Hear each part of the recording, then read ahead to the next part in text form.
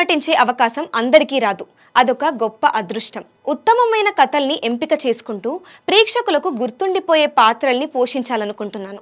ఏ పాత్ర చేసినా సామాజిక బాధ్యతతో వ్యవహరించాలనేదే నా లక్ష్యం అని చెప్పింది ఐశ్వర్య రాజేష్. ఆమె వెంకటేష్ సరసన కథానాయికగా నటించిన సంక్రాంతికి వస్తున్నాం ఈ నెల 14న ప్రేక్షకుల ముందుకు రానుంది. ఈ సందర్భంగా బుధవారం ఐశ్వర్య రాజేష్ పాత్రికేయులతో ముచ్చటిస్తూ ఈ సినిమా నరేషన్ టైంలో నవ్వు ఆపుకోలేకపోయా, అంత గొప్ప కామెడీ ఉంది అని చెప్పుకొచ్చింది. సినిమాలోని గోదారి గట్టు పాట బాగా పాపులర్ అయిందని, గతంలో ఎయిర్పోర్ట్ కి వెళ్తే తనను అంతగా గుర్తు పట్టేవారు కాదని, ఇప్పుడు మాత్రం కనిపిస్తే చాలు చుట్టూ చేరి ఫోటోలు తీసుకుంటున్నారని ఆనందం వ్యక్తం చేసింది. భాగ్యం వంటి పాత్ర గత 5-6 ఏళ్లుగా తెలుగు సినిమాల్లో రాలేదని, క్లీన్ ఫ్యామిలీ ఎంటర్టైనర్ గా సంక్రాంతికి వస్తున్నాం అందరినీ ఆకట్టుకుంటుందని ఐశ్వర్య రాజేష్ చెప్పింది.